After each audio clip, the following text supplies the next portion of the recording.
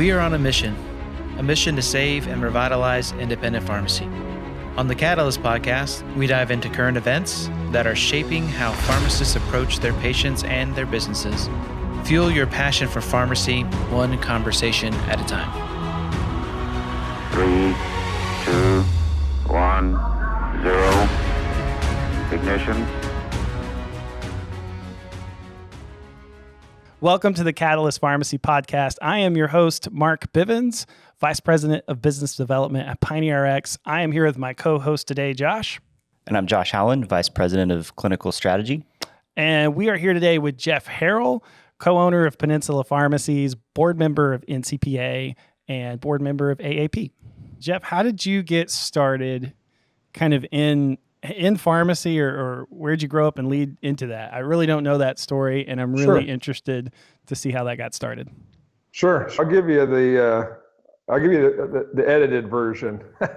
I grew up in a small community on the coast of Washington State. Basically, if you pull out your map, you'll see there's a little hook peninsula down the lower southwest corner, and that's where I grew up.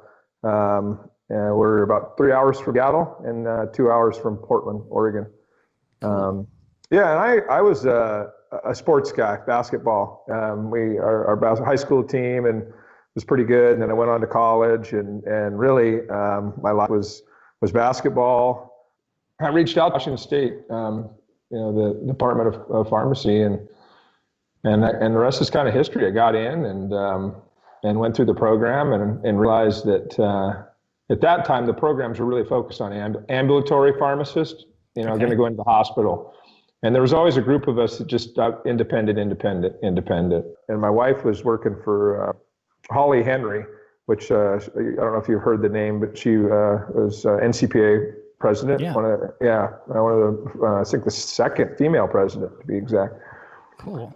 Yeah, so she worked for Holly up in Seattle, and I was down at the beach working, and it was either get a new girlfriend or move to Seattle. And we met in pharmacy school, so my wife's a pharmacist. So I headed north, and Holly had just purchased an independent pharmacy in a real cool neighborhood up off of Green Lake called Tangletown. And so I managed that store, and Casey was managing one of her other stores for about 2 years, and then I got a call from my current partner at the 3 beach locations that his sister was interested in potentially, selling. So my wife, she said I would never move to a small community like that. So I pulled out the baling wire and duct tape and strapped her to the back of the U-Haul. And so we moved down to the beach, and after about 5 years of crying, I think she really adapted well. 5 years of crying. Yeah. So we bought in July of 06. We bought 50% of those 3 stores there. Okay. And then it's just kind of growing from there. So you don't have anything generationally where everyone was a pharmacist. We get a lot of that here, and that's granted how things typically start. So nothing generationally there. No, nothing.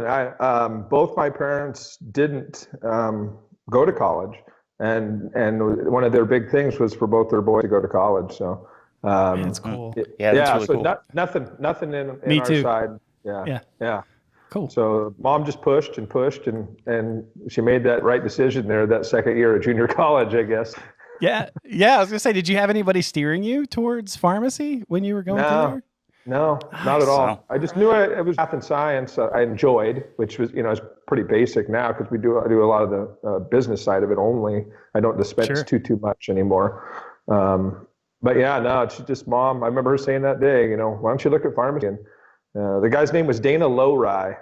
He was the head guy there in the Department of Pharmacy. And then Keith Campbell. I think you probably heard the name Keith Campbell, who's kind of renowned. He's passed, but renowned in the Washington State family of pharmacy, and he, he was ended up being a good friend and helped me get into the program. And so the rest is kind of history. Cool. Wow.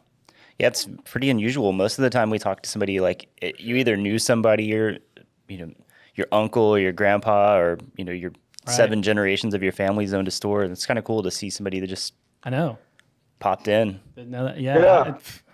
Go ahead. I totally can relate to that. Like my parents didn't graduate either from college, and that was the first thing they were like, I don't care in what, that's what you're doing.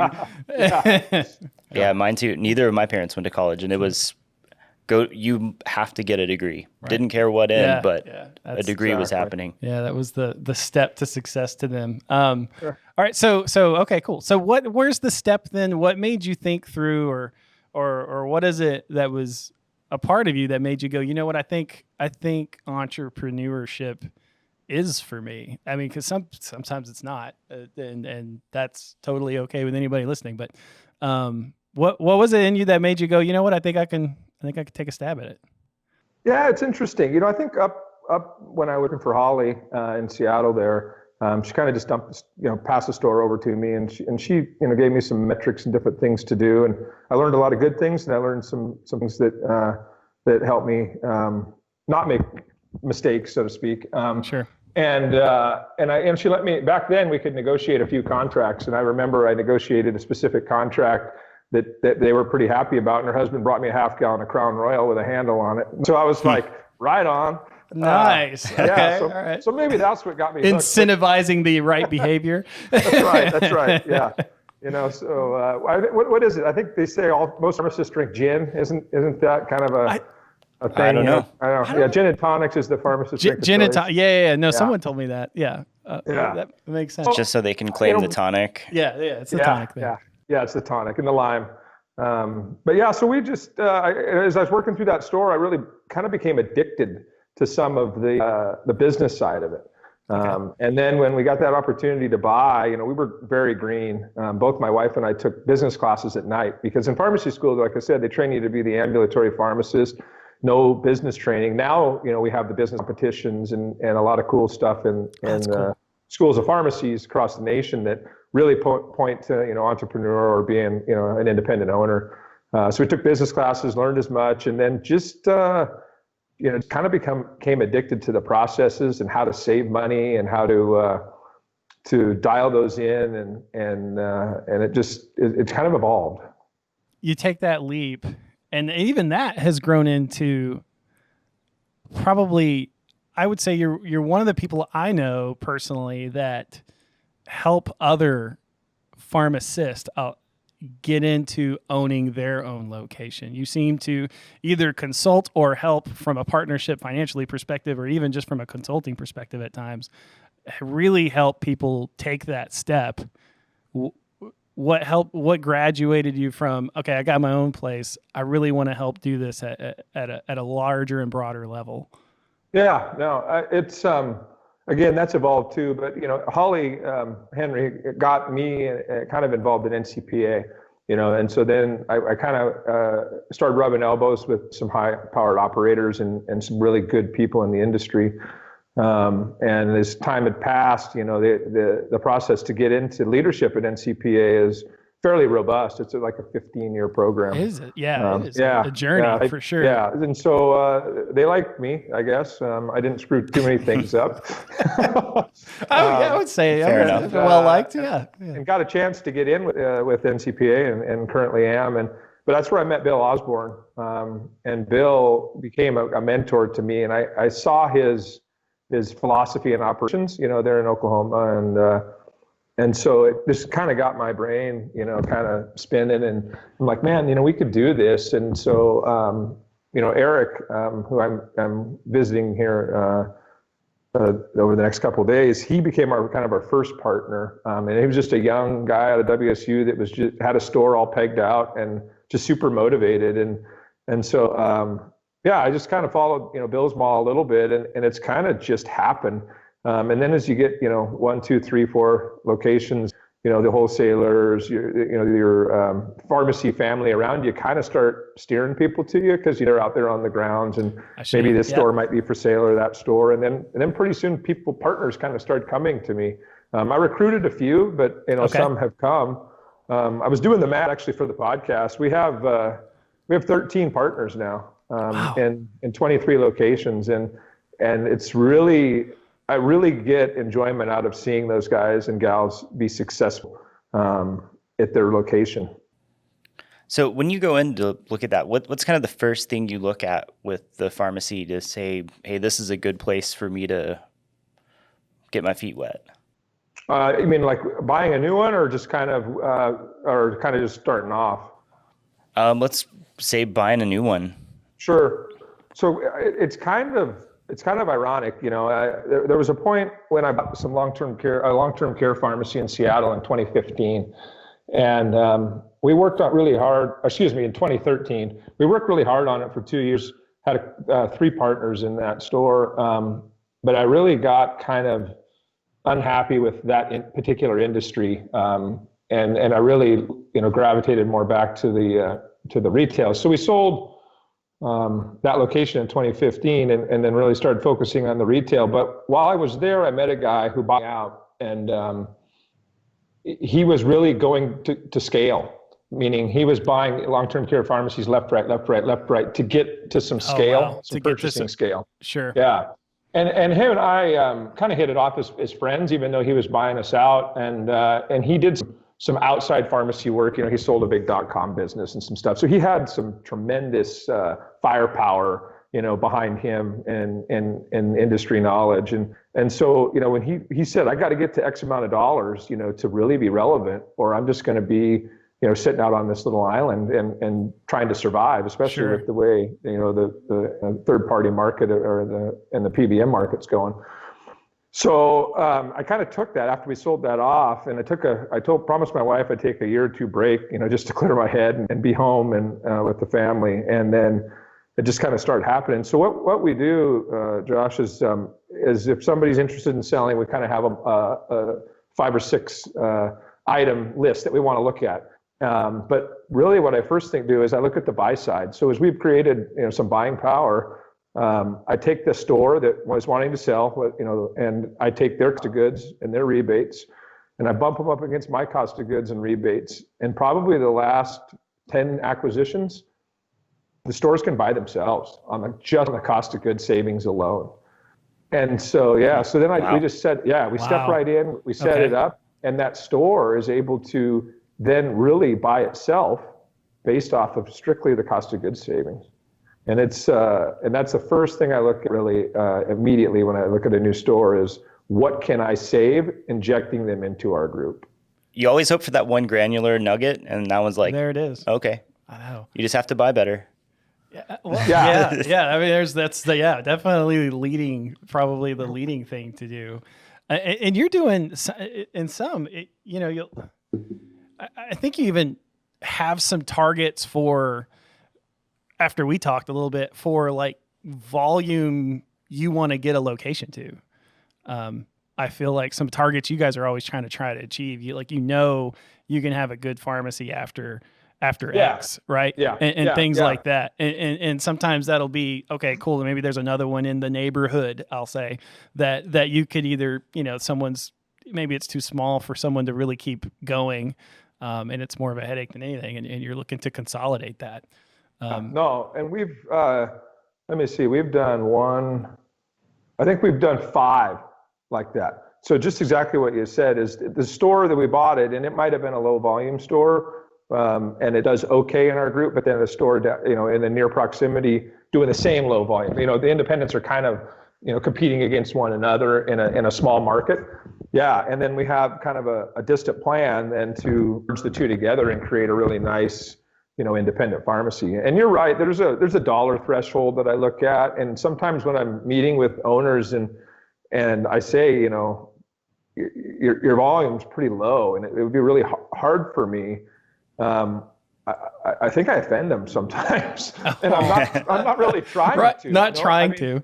Yeah, I mean, I totally respect every independent owner in the whole industry, but there's a tipping point, and it's gotten more precise as our industry's changed so much. And so we look at a specific dollar. Now I'll go low if I can see that opportunity to get the other store merge it in, but typically we do have that one threshold, and it makes it easier. It really does, for the partner and for our group. That makes a ton of sense. And some of that, it sounds like you really target areas kind of in rural settings. I'll say that. Like, it doesn't sound like, and maybe you do. Do you have any locations that are right in the middle of an urban area full of, competing against CVS, Walgreens in that space? Yeah. So we do. We probably have half a dozen of those that are, in the rural or in the metro areas. Most of those are pretty high volume stores. Okay. So they're overcoming that potential reimbursement lacking by being in those sell metro side contracts. Yeah, but they've got some big volume, and so those stores do fairly well. And as you guys know, I mean, there's nothing that we don't do better than the chain. And they may have to edit that out, but there's no editing of that one. Yeah, we all believe that. And so we might amplify that one a little bit. A couple of our stores are literally across the street from the other chains. Yeah. And so, but you're right. In the rural communities, in fact, we're going today to Idaho to look at a store in a rural community. And the stores that are rural and can get rural contracts really do a lot better. That's what Benjamin was saying. Yeah. I don't know if you we listen have to a Benjamin. handful of those because some are rural, but yet are still canceled out by the 15-mile CMS rule by another store. But they're still in a small community. They just don't get the rural contract with the PBMs. And so, those stores do better. But we are in a nice demographic in those communities that need a pharmacy, especially an independent. So knowing what you know now, what do you think about starting a brand new pharmacy from scratch? Yeah, that's true.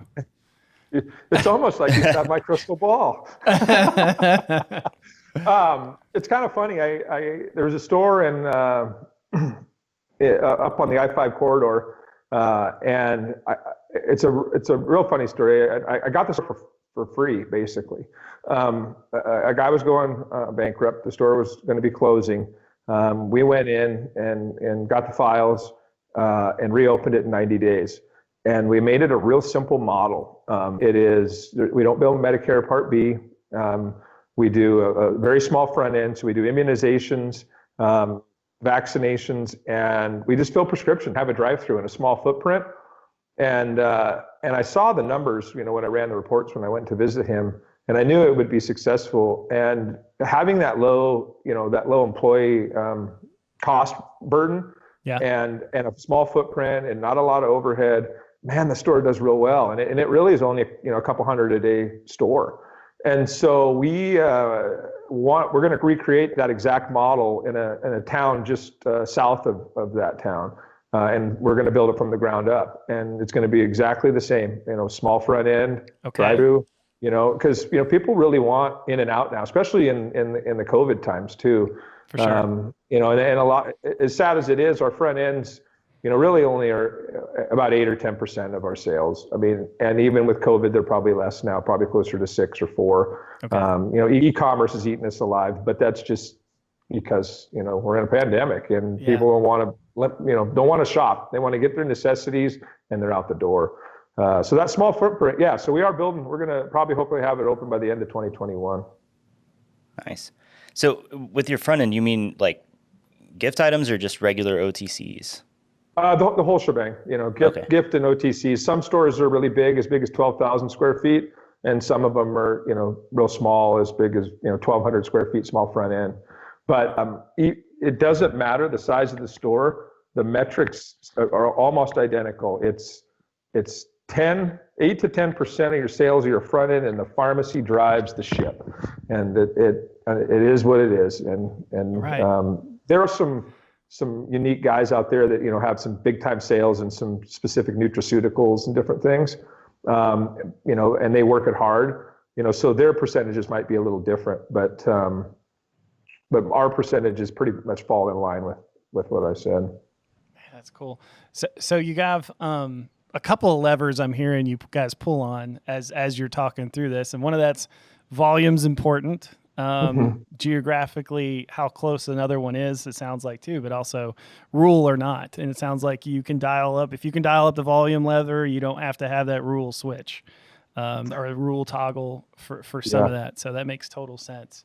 You're paying attention. I'm taking notes here. I'm taking notes. And then so what are you looking for? Like when you have that, like, let's go back to kind of just the people you put in place.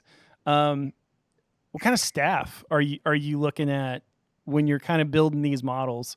And you talk about, you had somebody that was basically had the volume to be successful, what you were talking about, but they just seems like didn't have the model. You guys came in and cool, you guys going bankrupt. We come in, we put our model in place and it works. Is it, what kind of staff are you looking for? What's the staffing model look like a little bit? Yeah. So, I mean, I really like the partner model. I mean, I have some stores that have managers and I own them outright, but I do have, most of them are a partner. And that kind of goes back to Bill Osborne. And if you got some skin in the game and you're at that store, you're going to run it like every dollar's yours. And so, that model works the best. And, but these stores like the one we were just talking about, they're not run very cleanly. And pharmacy is an industry that is like no other. And when you sit and have a beer and explain it to somebody, like for instance, you go to the grocery store, you buy a candy bar, you pay $1.50, you hand the lady $1.50, she puts it in the till, they put it in the bank tomorrow. Yeah. Right. And the only way that store loses money is if they don't price it right or someone steals it. Right. Mm-hmm. So here in our industry, we're pressing, F7 or F12 or whatever button that is to rifle that claim right. off. And if you have an obsolete NDC, you got a package size wrong, I mean, boom, you could lose $50 in 2 seconds. I mean, you can lose $100 in 2 seconds. Yeah. You submit a flu shot without an admin fee. The pharmacist forgets, or who's ever billing, the technician, $20, lit on fire, right? And you're not going back and looking at those. You're always going forward. So what industry can lose so much money on a simple transaction by just a minor little error? That's us. That's true. And super true. And so we have so much money wasted for ourselves in our industry by just not, basically dotting your I's and crossing your T's and watching the pennies. I had an old saying, and I can't remember who told it to me, but you watch the pennies and the dollars will take care of themselves. And nice. So we get into these stores and we just start plugging all the leaky money holes, whether it's, double internet bills, extra phone lines. I don't know how many stores I've grabbed the phone bill and they got 6 phone lines they haven't used in 10 years. Oh, wow. It's $30 a line. I mean, right. It adds up. Yeah. So you start plugging these holes and pretty soon, you just save $2,000 a year, or you just save $5,000 a year. You just saved another $5,000. Next thing you know, you got 40, 50 grand you've saved of just waste. And it's not necessarily, dispensing the prescription, but it could be how you're buying your labels and your vials and credit card processing. I've worked with you guys on some credit card processing stuff, Sure. to help make it more advantage on the fee side for the end user. So all those little things, we start plugging that, and boom, that store with that volume is now super profitable when it wasn't. And it's more of just the things I've learned over the years and the process we put together. And it's fun. It's fun digging into a new store. I'm doing it right now in a big volume store. 3,500 scripts a week, and it's so profitable. And if you did nothing, it'd be a great store. But now you start plugging those holes, and those holes typically are bigger holes. Oh yeah, no doubt. Well, because it's exponential with the volume. So you plug that big hole, then you start working on the small. So pretty soon, it's eye-opening. It really is. So clearly, you have metrics. You kind of have a. It sounds like I'm hearing a lot of stuff around data you're looking at. You guys are heavy. It sounds like into data analytics. Then, if you're talking like package size, making sure you have an admin fee for vaccinations and things like that. What tools or what tools that are out there that you guys use, or maybe it's all internal to identify those things? Yeah, some of it's internal. We have a guy, and I'll kind of tell you the whole story on it. And but there are tools out there now, and I'd say probably in the last 3 years there's more out there for pharmacies than not. With different PDS had something like that, and FDS, and some different ones of those companies have data analytic type models. I think some of the wholesalers do as well. But it's one of those things where you're going to pay for a fee for service, then you don't use it, right? So how many fee for services do we go to these conventions and we're like, God, that's awesome. I'm going to sign up for that. That's $299. Oh, I'm going to sign up for that. That's $199. Oh, that one's even better. That's a $499. Next thing you know, you're $3 or $4 grand a month into all these fee for service platforms. And if you're not using them and not getting an ROI, you're absolutely lighting money on fire. So that drove me nuts, because it's kind of like, I got smart people. I mean, I've always said I'm only as good as the people that I surround myself with. And some of my partners, or all of my partners, are fantastic, but some are really, really super smart. And so when I bought a store, I had a pharmacist. He was the son of the guy we bought out, and a super analytical type of a guy. Really into the systems of the body, really into the clinical side. But not like an outgoing kind of guy. I'm like, hey, his name's Ben. I said, hey Ben, would you like to speak? No, I don't want to speak. But, no, that's not my thing. So I was driving home I get that. Visiting that store, and I got about halfway home. I think that store's about 2.5 hours away. Actually, where I live, and everything's 2 hours away. That's like Dallas here. Everything's an hour away. Everything's an hour away, no matter where you go. So I got about halfway home, and the light bulb came on. I was like, he's got some super talents, and he's a pharmacist. And I've always been wanting. We were dabbling in the data analytics with our buying group. I'd helped develop a product that we offered to the buying group, Pharmacies. And I said, you know what? We've got enough locations. I can afford to hire a pharmacist to do this. And Ben has taken it and run. I mean, and run. And we now analyze all our data every night. We make sure that the package sizes are right, the NDCs are right, that we're not missing any admin fees on flu shots or shingle shots or anything like that. If they do, or let's say a brand went generic and you ran the brand and it's a new enough one where the staff maybe forgot it's generic. Well, they're not going to pay it at a brand rate. They're going to pay at the generic rate. So you lose $100 there, $150 there, whatever. And some of those he catches in real time. He's got some metrics that he's built in and he's watching. I always say he's kind of like the guy in the Wizard of Oz. He's behind the Greek curtain and pumping all the different levers. Right, he's pulling on these levers.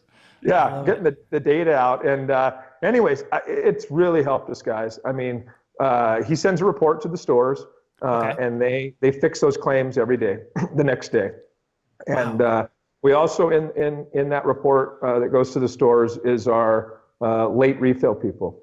And so we have a system where the technicians will call and say, hey, Mrs. Jones, your prescription, it looks like it's a little bit past due. Would you like a refill? And this is simple stuff. People are doing this, so we're not like, this isn't recreating anything that most people aren't doing. But I know, Mrs. Jones, I see you got 4 or 5 other things that are coming up here this week. Would you like those? Oh, absolutely.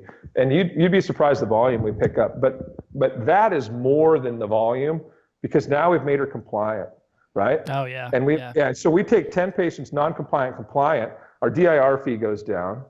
Our scores go up, and we're saving money that we don't see and feel. And that's when the whole picture becomes rosy, for pharmacies, when you're able to collect and save that money you're not seeing by doing, I call it the snowball. If you can do it right in the beginning, it doesn't snowball into a big giant ball and hit you in the face at the bottom of the hill. Right. So yeah, we're heavy into data, and Ben has done a fantastic job for me. Right. And almost beyond that, it's like you're not really doing anything that's magic, right? You're just doing it habitually. Just making sure that you've built those good habits every day. I could send a list to somebody every day, and they may or may not do it. Right. Yeah. And we got some stores that need some pushing and prodding sometimes. They're busy, and I get it. Oh yeah. But if they carve that out, it changes changes things. And I really, I've always prided on not being a greedy owner. I really want to share with my employees, because employees make me and make my partners, who we are, really. And so if they follow that model, it makes the store more profitable, and they see that. They'll get some quarterly bonuses and stuff that they weren't getting or normally not getting. And they like that. Right. They like that. Jeff Key. Money goes well. Yeah. I like quarterly bonuses too. Yeah. Where are you, Jeff? Where are you? I know, right? He's not here. But So what's the, I'm gonna ask you to, I don't know if you have this figure on you. So say you found a 200, 300 script a day store, kind of ran, like you said before, maybe not as efficiently as it could. From those little daily, I'm gonna say little, I don't mean to trivialize it, but those little, daily or transactional thing you guys are looking at every day. What's the difference there dollar wise that you feel like someone could, that's still hanging out there, for someone maybe not doing what you're doing? Oh, at the low end, 10,000 a month. At the high end, 30. Oh, wow. And that's incorporating what we've all just discussed. Yeah. Yeah. You start plugging some of the phone holes and the vials and the labels, and you work your PVA or your prime vendor agreement. Sure. To its fullest, and you're not missing your GCR, generic ratio targets. compliance, and you start hitting on all that. I could get to those numbers that I just threw out there, but it's easy. Yeah. I mean, we're doing it. Yeah, and we're seeing those returns. Yeah, and that's and like Josh said, that's not you didn't. And the beauty about it is it's not this novel, super novel thing out there that has never been, I'm going to say never been done before, but it's really something that if you can make yourself do something like this sounds like every day, every week, the chances of hitting those numbers are a lot better than before. It's discipline. It's discipline. All day. And, when you have some debt, you're more hungry and you're more disciplined. And I think some of the pharmacy owners who might be ready to sell in the next 3 to 5 years, or who have everything paid off and maybe are more comfortable financially, they might not look into some of these little things. And that's why when we grab those stores, boom, we plug them up, boom, their store's buying itself, and then down the road to pay off. So our guys are hungry, we try to be disciplined. And I'm a pretty easygoing guy, but I'll get on a store if they're not doing their reports. And just be like, hey guys, everybody wants a raise or everybody wants a bonus. And if we just do these little things, here it's there. If we don't, it's not. And, sometimes it's up to you guys. So, obviously some stores perform better than others, but, Sure. No, I don't know anything about Jeff Harrell being easygoing. Well, there's a little intensity behind this guy. But like both of you guys have said, this isn't rocket science. It's just really simple business, business 101. And you look at every line item. The other thing we do when we take on a new store is I have every invoice run through my email in the first 90 days. Oh. I want to see what that store has been buying, who they've been buying from, what services. I mean, are we leasing our printers? Are we leasing our mailing machine? All of that stuff is bloodbath city. I mean, it is just, I mean, and then you start just picking those off. So it allows me to see that store and what the purchases of outside pharmacy vendors and different things are. And then I can say, okay, we're not doing that. We're not doing that. We're getting rid of that. We're going to terminate that mail and go to stamps.com. It saves us, $400 a month. And we just start, tailoring that store, And so, that's one thing I do is I want to look at every invoice from every vendor in the first 90 days. So you mentioned discipline a little bit. I kind of want to get on inventory because I see a lot of people really bad at that. What do you guys do? Like, I mean, I can only imagine coming into a store that probably hasn't paid a lot of attention to inventory. How do you go from day 1 to day 90 where their inventory looks amazing? Well, it's not day 1 to day 90. First of all, expectations. I can tell you that inventory and probably cash pricing are two of the toughest things I've struggled with for years and years and years. And inventory, actually, I was driving up to the airport yesterday, and I was talking to a husband and wife partner I have who are fantastic people, Will and Courtney. And we were talking about, what kind of goals we're going to have for 2021. What do we want to do? And one of them is really, focus on the medical billing and getting that side of our group up and running. and kind of tie in with the CPSN model and, Sure. and where we need to go. And that medical billing, you can get some higher reimbursements, on things we're currently doing. So that's one focus. But the other is perpetual inventory, is to dial that in. And we probably, of our group, I think we're at 23 locations now. I think 4 of them have it dialed in. Oh. So, we've got room to work there. And so, with these wonderful systems we're putting in, and so we're going to really focus on utilizing the technology you guys, supply us with, and dial those in. And I've actually tasked a few of the managers and partners to do that, and maybe attached even a little bonus to that, because it's hard, especially if you got, robots and if you start, buying outside of your PVA, and I'd like to talk about that, because that's something that I see a lot of. But inventory is a beast, and I've always say, and the wholesalers will probably kick me for this, but why should we carry the dollars on our shelves when the wholesaler can carry the dollar on their shelf and we get a delivery every day? Right. I don't need 6 months of that. Yeah. I don't need 6 tubes of that. I don't need 8 inhalers of that at $250 a piece. So getting people, your staff, to understand that, and another quote I have is, if that inhaler was coming out of your bank account, would you order it since you got 4 on the shelf? Well, no, I wouldn't. God, no. Well, then, then let's not order it. Right. Or I'll just move it over into your bank account and see how well we manage the inventory. And they get it. I mean, I'm doing it all in fun. I never, Sure. Makes total sense. Accusatory at them, but it kind of helps them understand, where the dollars flow. But that's on the top priority list for 2021, is to get the inventories dialed in through the system. Yeah. Well, not coincidentally, both of those items are on my top 2021 list as well. So, yeah, in the mail.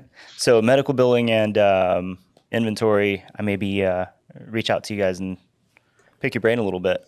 Yeah. Yeah, for sure. We're dabbling in a little bit now with this COVID, testing site. We opened a COVID testing site, and we're doing a little bit of the medical billing with a vendor, and we'll see how that goes. Yeah. I always tell everybody, like, anybody who took a finance class, they'll tell you, like, in a low margin business, it takes turns to generate cash. Yeah. I mean, that is the way. And then you got the overhead equation right underneath that, and then there's your net, right? Like, that's every time. Yeah. You mentioned pitfalls of buying outside of your prime vendor. So, everybody gets their deal, whether they're in a buying group or they have a direct deal, whatever that looks like. And, the wholesalers have to make money. And that's one thing that I've learned over the years. I mean, they have to make money. And if, and that's just part of doing business. I don't hate my wholesaler. Like, people hate their wholesalers, yes, right? Dude, that's your yes. business partner. Oh my gosh. I mean, they're supplying you Yes. the things that you need to sell for your livelihood, and they hate their guts. Now, I don't hate my wholesaler. I like my wholesaler, but we have a relationship of an understanding. And so they set the deals for you to win and for them to win. If you start buying outside of the deal and chasing that high, discount, or, that cheap generic that, so-and-so's got at XYZ, generic house, then you start eating away at what the deal that was set up for your wholesaler, right? Mm-hmm. And the next thing you know, that deal real quickly becomes more favorable for the wholesaler. Right. Yeah. Right. Okay. Yes. It's set that way. I mean, but they want you to succeed because they need you, especially independents. The wholesalers, I don't remember what the statistic was, but a high amount of their profit is based off independent pharmacies in the retail sector. Off just us. No doubt. So we need, we need each other. No doubt. And so we only buy from 3 vendors, and we don't divert from that one bit. We buy from our buying group, we buy from our wholesaler, and then I have one other vendor that I've negotiated that we buy from with things we can't get from the 2 primary vendors, or items that are non-contract. So I'll give you an idea. We got items that our warehouse doesn't stock that are non-contract at the wholesaler, right? You don't get a rebate on them. Yeah, you don't get any rebate. There's no incentives to buy them, right? Exactly. So you pull those out of there, and they don't care. They're not unhappy because they're kind of one-offs. About, I think we got 20 SKUs. Mm-hmm. We keep a list, and we buy them, and it saves about 35 to 40% on the non-contracted items. So why wouldn't you do that?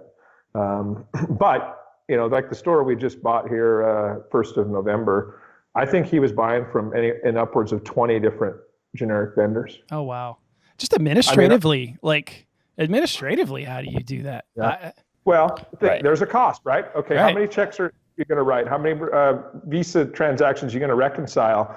You got someone that has to watch all that. Those are dollars as well in that, kind of pit we talked about. All day.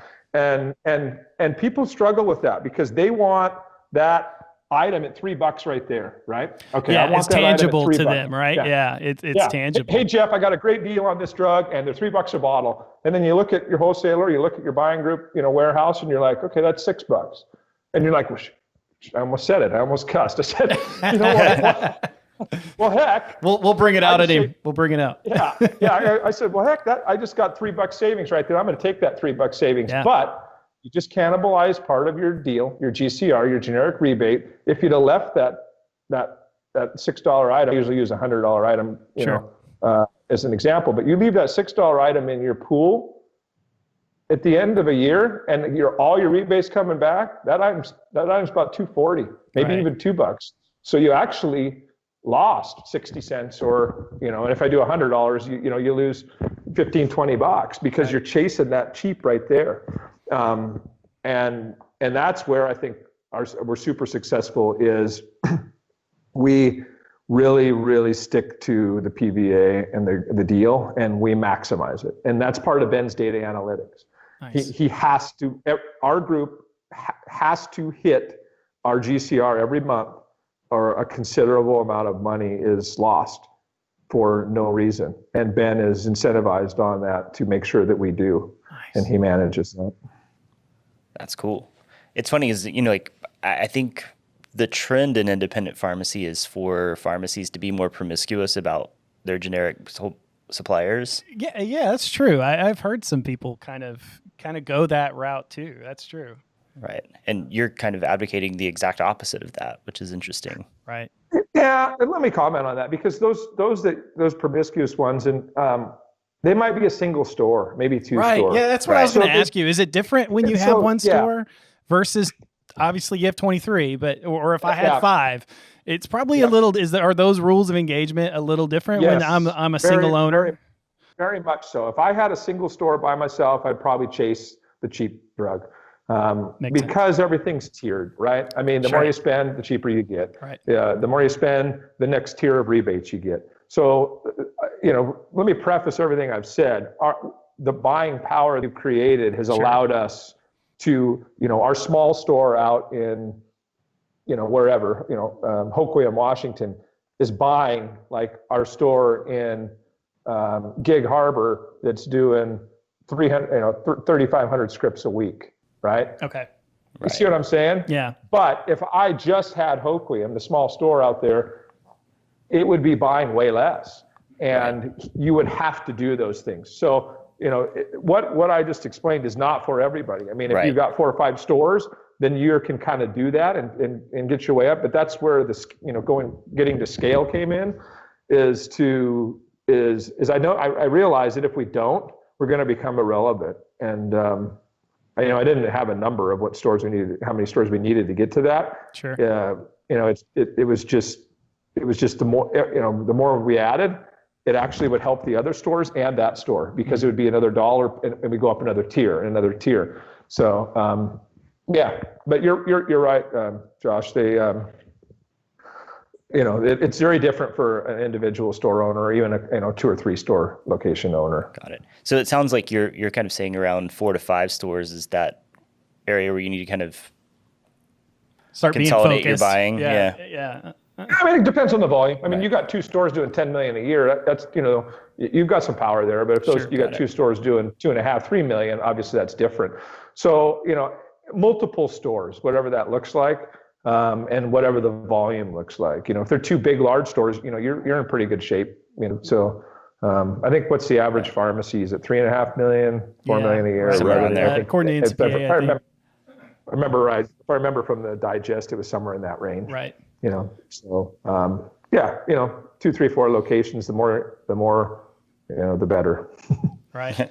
And some of that can be done. And can some of that be done in creative ways? And what I mean by that is like, I don't know enough about this legally, but maybe kind of partnering legally as much as you can from like let's buy into each other at a small share to create one legal entity that does something like that. Is that possible? That's the model here.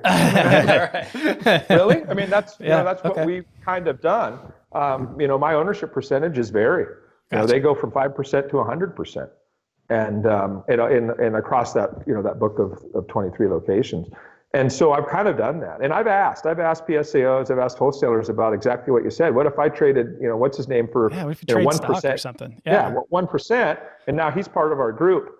You got to be careful though. Okay. Because I thought long and hard about this. Let's say you do that with a buddy and he's brand heavy. That's true. All he does is brand, that blows right? up your deal. Yeah, if you have a heavy generic deal. Yeah. You go back, you could crash our whole group and cost us tens of thousands of dollars in monthly rebates because we're not able to attain that GCR. So you have to be strategic in your partnering. Really targeted. Yeah. And but that's what buying groups are for. That's true. The buying group helps those guys be able to do things that they couldn't do on their own. They may not have the volume to trigger tiers within their wholesaler, but they still should be in a buying group of some sort if they haven't partnered with others. And they're all over the country. There's a lot of those. Well, I got a question for you guys. So 2021, pandemic, you guys have done a lot for signatures, with the technology to get COVID signatures, different things. So what do we got in store for 2021? I know there's a lot of love this question. A lot of big news. So what's Pioneer got for us? I'm gonna let Josh go first. He's the product guy. So I'm not going to commit to any timelines ever. First and foremost. But a lot of the stuff that we kind of had like, oh, this is going to be a cool idea. Our redo on our delivery app and things like that to really make those areas much more fluid. And that kind of hits on what you guys do. You find a process, you plug the holes, you make it better. Delivery is one of those areas where it's got a ton of little holes that you can start plugging those up and make the whole experience a lot better. Namely the app being released in both iOS and Android, so you can get more devices out there.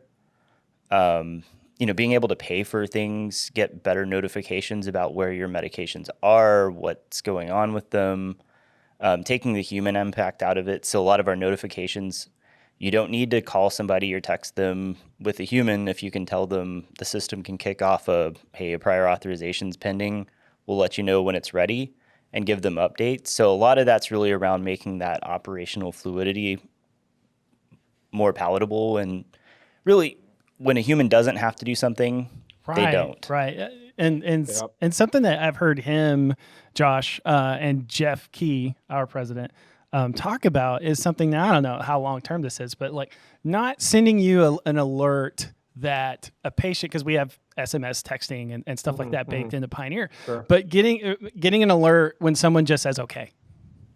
You type something to them and all they did was confirm your okay, cool. Do they need to be alerted? Trying to use some machine learning around there to figure out when it makes the most sense to alert a pharmacist or someone on the bench or whatever, and when it doesn't make sense, and then also like what Josh was saying, extending the pharmacy outside of the four walls where you can, and that's probably around payment models. I can speak a little bit. I'm not writing too many checks. Josh has to cash. That's I get timelines, Josh.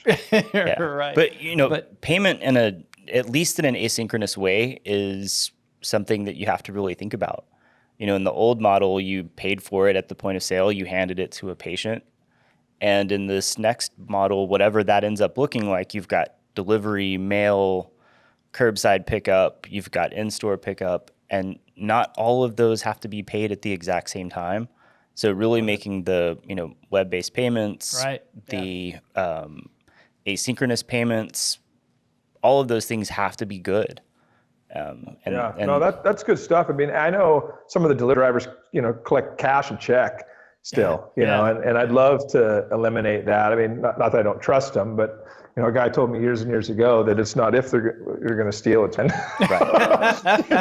And I know that's terrible to say, but unfortunately, it probably holds some truth. Hey, sometimes you want a burger and you ain't got the cash. I get it. Oh, I mean, Yeah. even robberies too. Yeah. Yeah, right. Robbery too. Yeah, you don't want them That's with the cash. true. Absolutely. Yeah. That's Yeah, true. very much so. And that, you know, that's why it goes back and forth on whether you wrap your car, you know, with your pharmacy name on it, or you just keep the car bland. And I've always kept them bland. Yeah, what do you Then think? don't Is know. that what your school of thought is? I've seen Yeah, I've it seen is. some I just- paint it gold, right? And but I've also Yeah. seen some we don't really want to be noticed. We have a ton of pharmacy break-ins right now in our area. Okay. Yeah, in fact, one guy broke into our store, broke into again. He's been released 3 times. I mean, it's just really? they're with the COVID and stuff. They're not locking them up. But hey, I got another question. One of the things that hurt independent pharmacy, we believe, when HHS announced that they were going to use Walgreens and CVS for the distribution of the vaccine, and it boiled down to their ability to deliver the results to the databases that they needed, the reporting, right? And so we as independents all have different systems and different levels of technology that may or may not report. It would sure be nice if, and I know Pioneer has maybe some built in, but I'm not necessarily so sure it works super great or it does what we need it to do to get to the states or even to the federal level. You know, is there anything on the horizon for a unified reporting system where it would allow us to be more powerful as a group of independents and potentially be at the top of the list when, you know, stuff like this vaccine distribution and stuff comes out, because we're always mopping up. Right. I love that term, actually. Yeah. I don't like that we're in it, but yeah. And that's an area where I'll say I think CPSN's done a really nice job. They were really proactive and got in front of HHS around vaccines after it looked like independents were going to get left out. And now, you know, the independent market will be served with CPSN through the immunization piece. So I think they did a really nice job with that. And a lot of it's been a lack of really centralized reporting. One of the nice things that, you know, your CVS and Walgreens can do and say, hey, HHS, here's this format that we're going to use, and it's going to cover 8,000, 9,000 pharmacies. Right. Yeah. Right. That's great. But now where Pioneer's at, and, you know, with consolidation in the market, we could have, you know, many, many more pharmacies on the same reporting style, send the same report. Right. So all of that's aligned in a way that I think in the next 12 months, you'll be able to see a much more consistent, cohesive response of here's a single reporting format. It will match for 10,000 pharmacies across the country. And it gives independent pharmacy a bigger seat at the table when you can have a consistent response from Florida to Washington. Absolutely. Yeah. And it's good. And even in my, you know, I do with Josh, we do a lot of the business dev together. You know, even when you're talking to, you know, we take our swings at trying to get independent pharmacists reimbursed for other stuff either they're already doing or other things that somebody else is already being reimbursed for. And, you know, when you're looking at, you know, back when we first started, 2,200 locations on Pioneer, you know, we didn't have the scale right at the time for a manufacturer either to listen or a payer to listen. Right. We would go talk to them and they would just say, look, you guys are cool. Your system looks great. Yeah. But you're just not big enough. Right. And then we're finally starting to eke into, hey, 4,500 locations is a good chunk. You know, and as we continue to scale, and we're going to keep taking those swings. So you're absolutely right about that. I've always said that 10,000 pharmacy mark, for whatever that looks like, PSAO or pharmacy system, it kind of makes, it puts you in the game, you know, even puts you maybe towards the top of the playlist. Maybe not 100% network. On there. Yeah, maybe not 100% network adequacy, but you start to get closer. And then in some pockets, we've learned, at least from our side, you know, network adequacy can be a very, very just regional thing. And then we're and regionally, there's places where we have it. And I think that rural network, which we talked about earlier, you know, take it to another level. It is very important for network adequacy across the country. And I think it oftentimes overlooked, but there's some value there, big value to help everybody as a whole. Right. Well, and because those patients have to be served. Right. And that's, I think the caveat is we're right at that cusp of Pioneer RX being big enough and people finally realizing that, like in your county where you were the only non-emergency test site, you have to have those places. An independent pharmacy covers those gaps really nicely. So you're kind of getting at that point where COVID sped along some of this probably by a couple of years that says, that's true. Hey, you have to care and you have to pay attention to what's going on in underserved communities. Because we just have, even, large urban areas, there's just massive pockets of underserved patients. And most of them have an independent pharmacy nearby. Yeah. Yeah, absolutely. Well, Jeff, thanks so much for joining us, man. And you taking out of time and you're sounds really busy day and life. And really just, I took notes. I felt like I took a lot of good notes on. He was, in fact, holding up an empty hand with zero notes. I did. I got them on there. No, I appreciate the opportunity. Actually feel honored to be on here and hopefully that some of the conversation we had, will help others. And again too, I don't know how this gets aired or whatnot, but I'm always open to people reaching out and asking questions. Oh, cool. So at the end of the podcast or whatnot, if you needed to put my email or whatnot, I'm all open to that. Yeah. How would what's the best way to get in touch with you? Jeff, Jeff at penfarmrx.com. And that's like Peninsula Pharmacies, PENPHARMRX.com. I'm glad we get to be one of the guys walking next to you or behind you, helping you do it. Yeah, no, you're great partnership and look forward to years to come and building things out. So. All right, Jeff. Well, enjoy your day. I know you probably got a lot of work to do. Awesome. Take care, guys. All right, Thanks a lot. We'll see you. Appreciate it. Thank you for listening to this Catalyst podcast. If you enjoyed this episode, please consider liking, subscribing, and/or following us. Give us a 5-star rating on Apple Podcasts to help us reach more amazing pharmacy people like you. Follow Pioneer RX on your preferred social media platform for the latest up-to-date pharmacy news and content.